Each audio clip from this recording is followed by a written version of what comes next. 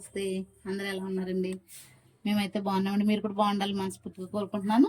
నేను ఇప్పుడైతే మీకు తెలుసో లేదో మరి టోనా ఫిష్ అంట. ఈ టోనా ఫిష్ అయితే తెచ్చారు మా హస్బెండ్. ఫిష్ అయితే రెడీ చేసి పెట్టుకున్నాను, నీట్గా కడిగేసి. అదిగోనండి, ఫిష్ అయితే రెడీ చేసి పెట్టుకున్నాను. దానికి సంబంధించిన మసాలాలు అయితే చూపిస్తున్నానండి. ఇది గసగసాలు, ఇలాచి, యాలకులు, అల్లము, వెల్లుల్లిపాయ, జీలకర్ర, ధనియాలు ఇవైతే రెడీ చేసుకున్నాను. నేను చిన్న సైజు నిమ్మకాయ అంత చింతపండు అయితే రెడీ చేసి పెట్టుకున్నాను. ఇప్పుడు నేను కర్రీ అయితే ఎలా చేయాలి, దాని ప్రాసెస్ ఏంటి చూపించేస్తాను, చూసేసేయండి.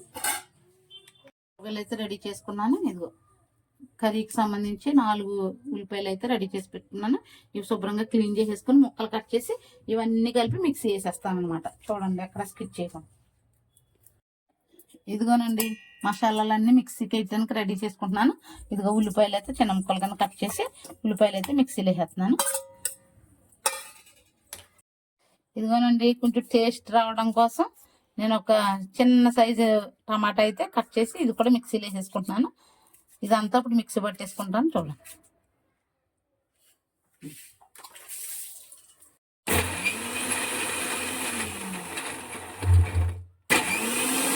నేను మసాలా ముద్ద అయితే ఇలా రెడీ చేసుకున్నాను. చూసారు కదా ఇందులో ఏమేమి వేసాను. అన్ని మసాలా అంతా వేసేసి ఉల్లిపాయలు కూడా వేసేసి ఇలా మసాలా ముద్ద రెడీ చేసుకున్నాను. ఇప్పుడు పచ్చిమిరపకాయలు అయితే ఇలా సన్నగా చీరికల్లాగా చీరుకుంటున్నాను అనమాట. ఇప్పుడు కూర ప్రాసెస్ స్టార్ట్ చేస్తాను. చేపల కర్రీలోకి పచ్చిమిరపకాయలు ఎప్పుడైనా సరే పొడవాటి పచ్చిమిరపకాయలని ఇలా చక్కగా చీరుకుని పెట్టుకుని ఇందులో బాగా మసాలా ఇవన్నీ వెళ్ళిన తర్వాత ఈ పచ్చిమిరపకాయతో కూడా అన్నం తింటే భలే టేస్ట్గా ఉంటుందండి. అలా ట్రై చేయండి ఎవరైనా సరే. అవునండి, కర్రీ ప్రాసెస్కి నేను స్టవ్ అయితే వెలిగించేసుకుంటున్నాను. ఇప్పుడు బాండీ అయితే పెట్టేసుకున్నాను. ఫిష్ కర్రీలోకి ఆయిల్ కొంచెం ఎక్కువ ఉంటే బాగుంటుంది కదా, నేను ఆయిల్ అయితే వేసేసుకున్నాను. ఇదిగోనండి, కరివేపాకు పచ్చిమిరపకాయలు మొదట వేసుకుంటాను. ఇదిగో కరివేపాకు శుభ్రం కడిగేసుకుంటాను. ఆయిల్ అయితే మరిగిపోయింది కదండి, పచ్చిమిరపకాయలు కరివేపాకు అయితే వేసేస్తాను.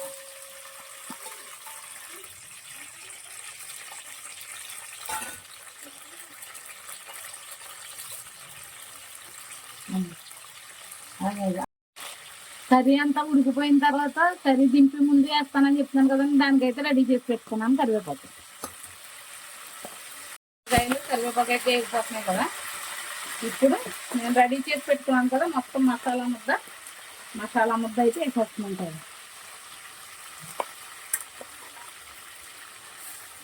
ఇదంతా చక్కగా నూనెలో బాగా వేగిపోయే వరకు ఉంచుతానండి. ఎక్కడ స్కిప్ చేయకుండా చూడండి, చాలా టేస్ట్గా ఉంటుంది కర్రీ.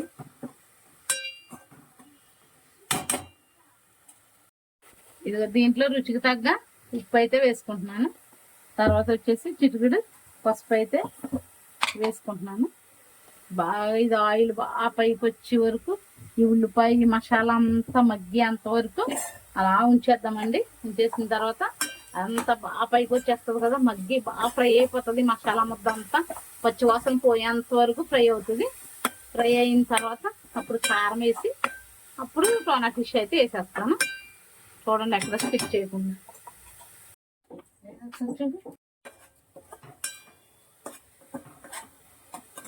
చక్కగా నూనె అంతా పైకి తేలిపోయే వరకు ఉడికిపోతుంది కదా, చూసారు కదా. ఇప్పుడు నేను ఇందులో కర్రీకి తగ్గట్టుగా కారం అయితే వేసుకుని, చేపల కూరలో కొంచెం కారం ఎక్కువ ఉంటే బాగుంటుంది కదండి. నేనైతే 3 గట్ల కారం అయితే వేసానండి.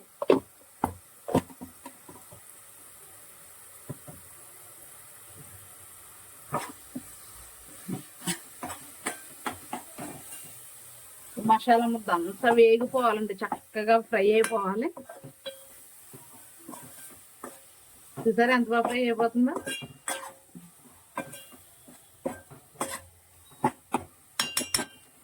నేను చిన్న నిమ్మకాయ సైజు అంత చింతపండు అయితే నానబెట్టుకున్నాను కదా, ఆ చిన్న నిమ్మకాయ సైజు అంత చింతపండు అయితే చక్కగా ఇదిగోనండి ఇలా గుజ్జుగా పిసికేసుకున్నాను.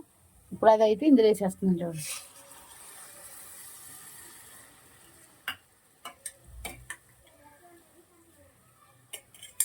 ఇదిగోనండి మిక్సీ పట్టిన వాటర్ ఉంది కదా, ఆ వాటర్ కూడా వేసేస్తున్నాను.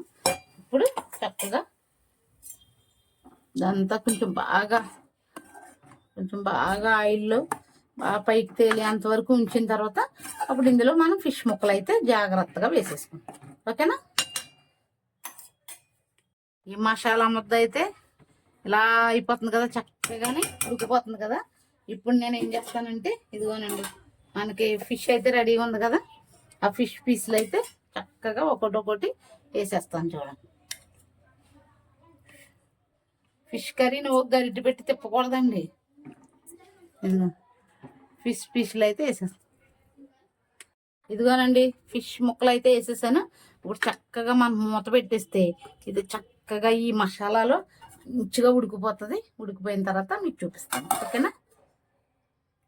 కూర ఎప్పుడైనా సరే ఇలా అనుకోవాలి తప్పితే గరిటె పెట్టి కలిపేసాం మనకు అసలు మన ముక్కలు అస్సలు విరిగిపోతాయి అనమాట. ఇది ఇలా అనుకుని చక్కగా పెట్టేసుకోవాలి పొయ్యి మీద. సిమ్లో మంచిగా మెల్లగా నెమ్మదిగా ఉడకాలన్నమాట చికెన్ చేపల కర్రీ. అండి మన టోనా ఫిష్ కర్రీ ఎలా ఉందో చూసేద్దాము. ఇదిగోనండి ఎలా ఉందో చూసారా, ముక్కలు ఎలా ఉడుకుతున్నాయో చూసారా, గ్రేవీ ఎంత బాగా ఉడుకుతుందో, పచ్చిమిరపకాయలు చూడండి ఎలా కనపడుతున్నాయో. అయితే ఇప్పుడు ఇది బాగా దగ్గరకంతా గ్రేవీ అయిపోయిన తర్వాత నేను కరివేపాకు కొంచెం కొత్తిమీర వేసి కర్రీని అయితే దింపేస్తాను. అంతవరకు ఎక్కడ స్కిప్ చేయకుండా చూడండి. ఇదిగోనండి కొత్తిమీర అయితే రెడీ చేసి పెట్టుకున్నాను, ఇటు కరివేపాకు కూడా రెడీ చేసి పెట్టుకున్నాను. ఇప్పుడు మన ఫిష్ కర్రీ ఎలా ఉందో చూసేద్దాం. ఇదిగోనండి గుమ్మలాడే టోనా ఫిష్ కర్రీ అయితే రెడీ అయిపోయింది. ఇదిగో సూప్ అయితే చక్కగా అయిపోయింది. చూసారా ఎంత బాగుందో. ఇదిగోనండి చూసారా నేను అలా జాగ్రత్తగా ఉండడం వల్ల ముక్కలు ఎక్కడ ఇరిగిపోలేదు. చూసారా ముక్కలన్నీ అలాగే ఉన్నాయి. ఇదిగోనండి ఇప్పుడు కొత్తిమీర కరివేపాకు అయితే వేసేస్తున్నాను.